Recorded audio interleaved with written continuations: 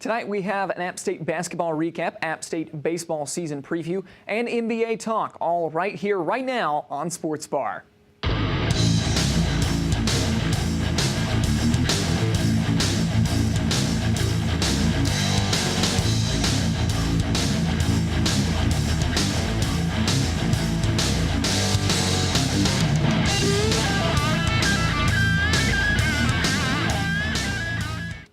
Good evening and thank you for joining us. I'm Travis Stanley alongside Braxton Critcher, and we welcome you again to this latest episode of Sports Bar. Let's start off with basketball news here at Appalachian State. The App State women's team fell this Sunday to South Alabama in Mobile. It was a low-scoring affair that ended up with the Jags pulling away late in the fourth quarter, winning 54-41. The App State men's team also lost this weekend in South Alabama to the tune of 87-74. Despite the loss, VMI transfer Craig Hinton led the Mountaineers with a career-high 13 points. The Apps next take the floor tonight at Troy. Tip time is set for 8 p.m. Believe it or not, the App State baseball season is already underway. In fact, App State baseball team has already played 4 games with a start of 3-1 record. They began the season on the coast playing in Hughes Brothers Challenge when they split with VMI and lost to George Mason and host team UNC Wilmington. The 24th ranked UNC Wilmington beat App State 6-5 yesterday afternoon on a walk-off single that got through the middle of the infield.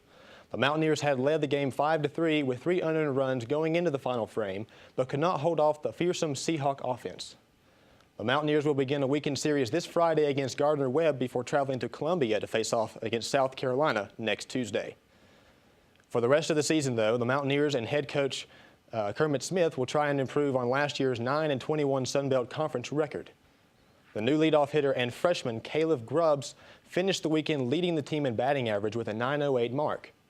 The Grubbs now batting leadoff allows this last season's average leader, Matt Vernon, to take a more prominent role in the middle of the lineup. Drake Zupak should also see a larger role in the offense this season after playing primarily as a platoon guy last season. So far, he is batting behind Grubbs in the order and has a .273 average through the first 4 games. Be sure to keep up with the Mountaineers by checking out our Facebook page and Twitter pages to keep up with the Black and Gold this season. They will be on the road to start off the year, and they will not be home until March the 7th against UNC Asheville. As we mentioned last week, the NWCA Division I Championship Series was here on the campus of App State yesterday. In a rematch of last year's match, the 19th ranked Mountaineers lost their first home match of the season to the Indiana Hoosiers 21-12. The Hoosiers stole the momentum of the match right away from the start, winning in the 125-pound class on a late overtime takedown over Vito Pasone. The Mountaineers just didn't have quite enough yesterday, especially after they lost 3 straight matches at the weight class 165, 175, and 185. But the season is not over for the Mountaineers. They have 2 weeks off before heading to the Charleston, South Carolina to compete in the SoCon Conference Tournament on March the 4th. Stay tuned next week for more on that. And after this short break, we have the latest from the Kings and Pelicans trade, along with an exciting announcement from App State Athletics. Stay with us. I'll never forget the day our landlord called and said, "Read your lease. No pets allowed." My owner tells him my dog ate the lease, but that didn't work. And now I'm stuck in a shelter. But this pit bull is ready for a new crib. I'm loving, loyal, and play well with others. So don't be intimidated by all my muscles, because the biggest one I have is my heart. That's right, I said it.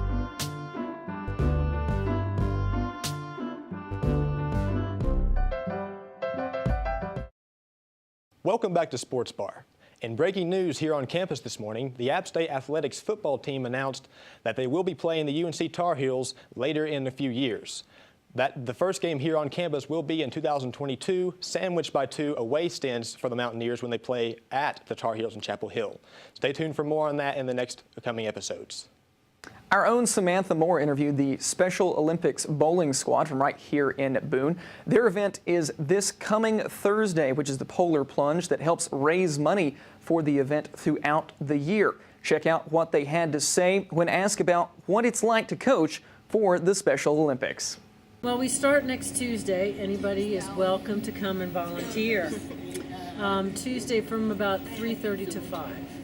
and we get teams of 4 people and right now we just have to get games. You have to have 9 games individually, and then you split up into the teams that they're going to have. We also have the unified part of Special Olympics where you have a unified partner and an athlete. That's how we did it last year. And a unified partner is anybody in the community partnered up with a Special Olympic athlete. That would like to come and volunteer next Absolutely. Tuesday at ASU students are 3:30. wonderful for that, aren't they?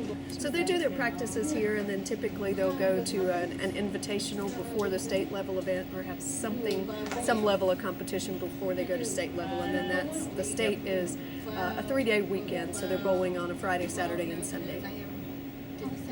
So if any ASU students did want to come Tuesday at 3:30, right? Yeah. Is there any paperwork they need to do before, or I saw some forms online? Nancy can have that form here, so I when they will get have here, that form available for you on Yes. Tuesday, 3:30. just have a pen or a pencil, and we're good to go. So this can be for both of you. How do you think being on a team or being a part of a team sport benefits the members? You guys ever done Special Olympics? It's a really fun day. I mean, practices are fun. These guys have a blast together. They all pretty much know each other because they've all grown up together. But there are always new people that come, and then we have volunteers, and it's a fun time. I mean, there's a lot of love in the room. Absolutely. And whether they're a part of a team or bowling individually, they're all still a team. So there may be one who's bowling in singles, and then there's 4 who are on a team. But I mean, they're going to support each other, and they're going to rally around each other. It is the most sportsmanlike competition I've ever seen, where these folks are really. Yeah, it's really we have as much fun driving here from Watauga Opportunities in the big white whale van. That's what I call it. And they laugh the entire way. You just got to do it. I It's mean, so just this funny. little 15-minute, from picking them up and bringing them over here. I mean, my cheeks are sore. You just laugh the whole you time. Do.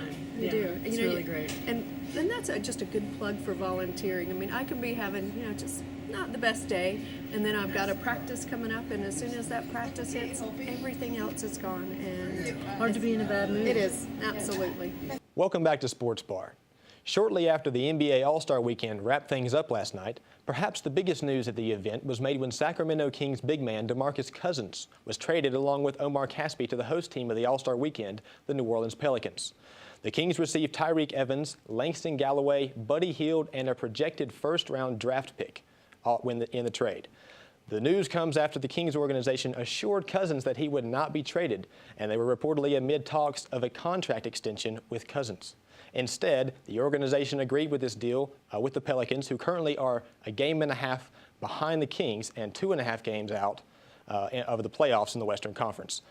Cousins, a former Kentucky Wildcat basketball player, will now team up with Anthony Davis, who also played at Kentucky.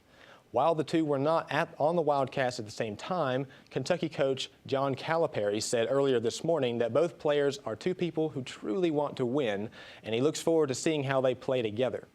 The Pelicans have 25 games left in this season and will begin their quest to hunt down the current 8 seed Nuggets on Thursday. And now for more on everything else sports related, here is Jack and Sam. Thanks, Travis. Hello and welcome to Sam and Jack's Corner, Jack and Sam's Corner, whatever. I'm Sam Brown, joined alongside today by Jack Marion, and I would just like to start the show by saying, Jack, congratulations, man. Congratulations. Thank you so much. I really On appreciate Friday, it.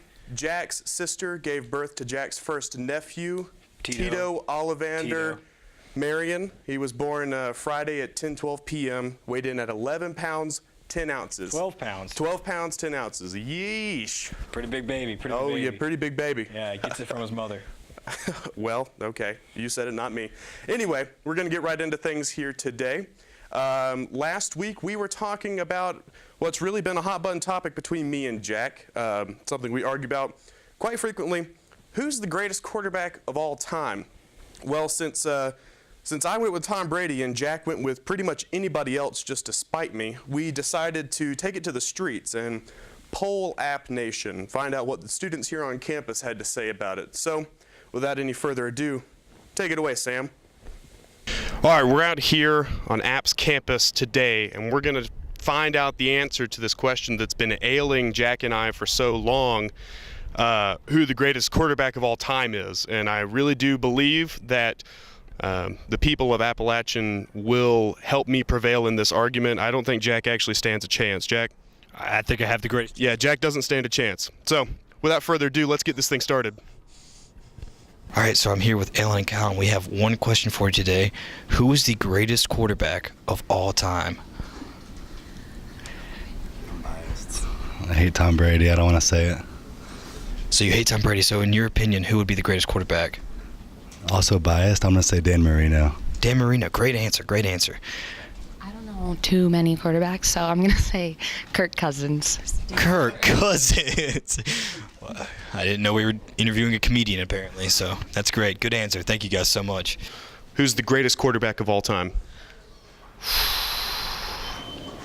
Matt Ryan. That's 2 for Matt Ryan. I don't get it. Who is the greatest quarterback of all time? Taylor Lamb. Another vote for Taylor Lamb. That makes 2. The greatest NFL quarterback. Do you have anybody for the NFL? Eli Manning. Eli Manning. Okay, well, we'll take that one vote. That's your vote.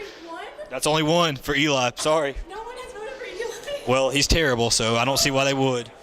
Some people tell me I look kind of like a third Manning brother. I've been told that before. All right, I'm here with Daniel. Daniel, we got one question for you today. Who is the greatest quarterback of all time? Tom Brady. TB12, baby. You sure you don't want to change that? Not at all. Have you ever thought about Peyton Manning possibly being the greatest quarterback of all time? He only got, 2 rings, and the second one was one off the Well, rings are one. Rings are one with a team, but I think a quarterback, as far as metrics, Peyton Manning is number 1 on all the list, and Tom Brady's number 4. So does that change your opinion in any way? Not at all. Not at all. If you saw the performance that Tom Brady did in this recent Super Bowl, I think it solidified it, man. If I told you I was going to give you $5 to say Peyton Manning on camera, just say the words Peyton Manning. You don't even have to say Peyton Manning's the greatest. If I told you I'd give you $5, would you say Peyton Manning? I say Tom Brady. It was an impossible crowd out here. All right, I'm here with a group of guys in Central enjoying lunch, and I think they're really going to help me out here. Who's the greatest quarterback of all time? Gonna have to be Tom Brady. Tom Brady, great answer. Tom Brady. Tom Brady, great answer. All right, I'm a Falcons fan. I'm not going to lie, but I'm going to have to say Tom Brady.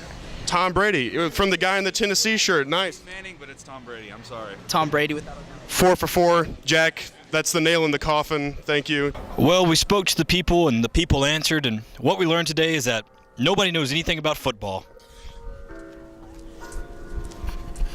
Fantastic. Thank you, Sam. Great work out on the field. What do you have to say for yourself? As I said in the video, I think what we learned is that nobody knows anything about football, especially around here. I think if we asked a different demographic, maybe around more of the Indianapolis or maybe even the Colorado area, sure, I think we'd have a couple different answers. Sure. Maybe more towards the Peyton Manning side.